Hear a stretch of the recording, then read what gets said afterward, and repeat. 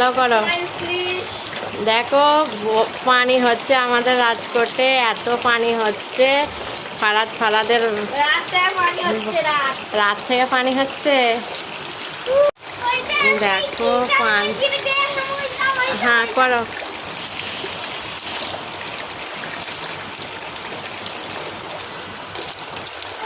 দেখো বন্ধুরা, এত বৃষ্টি হচ্ছে যে কলতলায় যেতে পারছি না। এই কারণে এখানে আমি কড়াটাকে ধুয়ে নিচ্ছি। এখন আমার থালা ধোয়া হয়নি। আমি খালি ভাত করার জন্য ভাতের জায়গাটা ধুয়ে ফেলেছি, আর কড়াটা আমি তরকারি করার জন্য কড়াটাকে ধুয়ে নিচ্ছি। বৃষ্টিতে দেখো কী অবস্থা। Welcome back to my channel. আবারও আজকে আমি মুরগির মাংস নিয়ে চলে এসেছি তোমাদের সাথে। মুরগির মাংস দিয়ে আলু দিয়ে একটা পাতলা সুন্দর করে ঝোল করব, তোমরা দেখতে থাকো। তার জন্য আমি মুরগির মাংস নিয়ে নিয়েছি। মুরগির মাংসটা আমি ভালো করে আগে এইগুলো ভালো করে পরিষ্কার করে নেব, তারপরে আমি ধুয়ে নেব।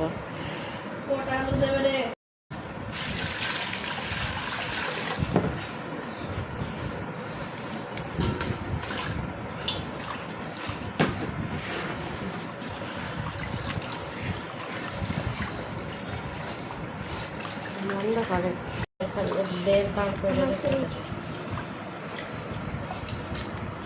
কেটে দেবো তখন হয়।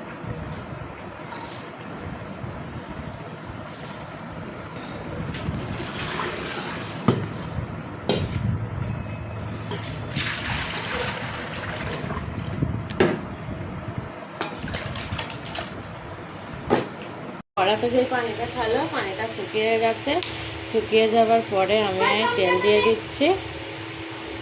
বেশ মানে লা হয়ে গেছে, লিয়ে বলে গামছা দিতে।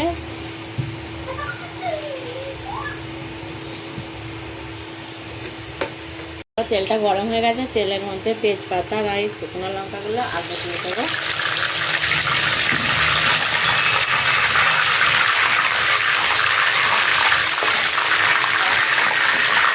পেঁয়াজগুলো আমি দিয়ে দেবো।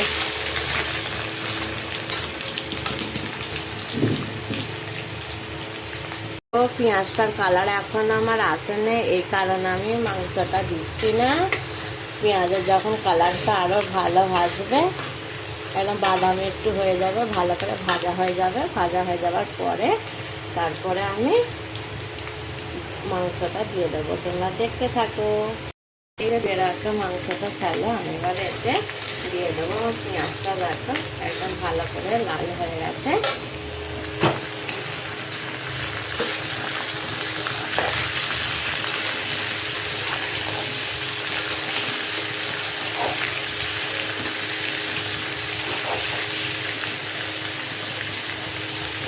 মশলা দিবাই দেখো ধনে গুঁড়োটা শেষ হয়ে গেছে, এই কারণে ধনে গুঁড়োটা আমি ভেজে নিচ্ছি।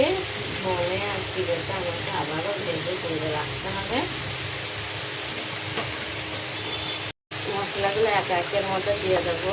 নুন দিয়ে দিলাম, তোমরা তোমাদের মতন দেবে যতটা লাগবে।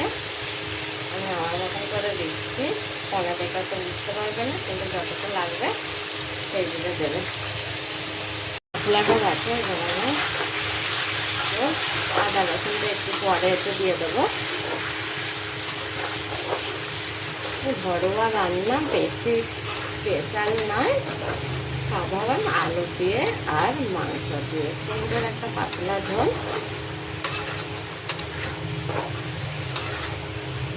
এই দেখো কালারটা কত ভালো লাগছে। আমি এবারে দেখো আদা রসুন পেস্ট করাটা আমি দিয়ে দিলাম এর মধ্যে।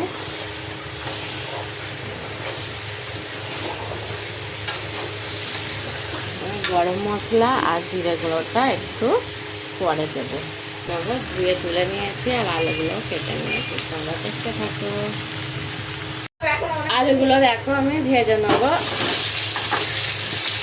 আলুগুলো ভাজার জন্য আমি কড়াটা দিয়ে দিয়েছি। আলুগুলোকে ভালো করে ভেজে নেবো। ভেজে নেওয়ার পরে তারপরে কড়াটা চাপিয়ে ভালো করে কষিয়ে নিয়ে আলুটাকে তারপরে দেবো। এখন আমার তরকারিটা কষানো হয়নি, আলুটা ভেজে নিই, তারপরে কষাবো, কারণ আমার ওদিকে ভাত হচ্ছে। দেখো আমার আলুগুলো ভাজা হয়ে গেছে। ভাজা আলুগুলো আমি এর মধ্যে দিয়ে দেবো। তোমরা দেখতে থাকো। প্লিজ আমার ভিডিওটা তোমরা দেখে সেখানে সাবস্ক্রাইব করো, শেয়ার করো, লাইক করো।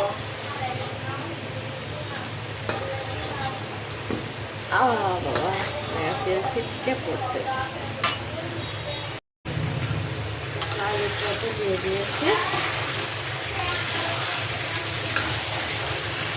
আদা রসুন বাটার যে পানিটা একটু গুলিয়েতে দিয়ে দিচ্ছি।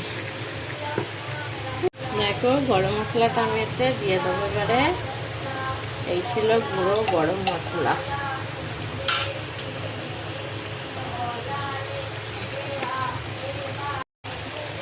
এত অসাধারণ হয়েছে না, কি বলবো। একটু তাহলে নুন দিয়ে দেবো। দেখো আমি এবারে জিরে গুঁড়োটা একটু দিয়ে দেবো। জিরে গুঁড়োটা একদম লাস্টে দিলাম, যাতে জিরে গুঁড়োর ফ্লেভারটা খুব ভালো করে আসে। দেখো মাংস থেকে তেল ছেড়ে দিয়েছে। দেখো কত সুন্দর তেল ছেড়ে দিয়েছে।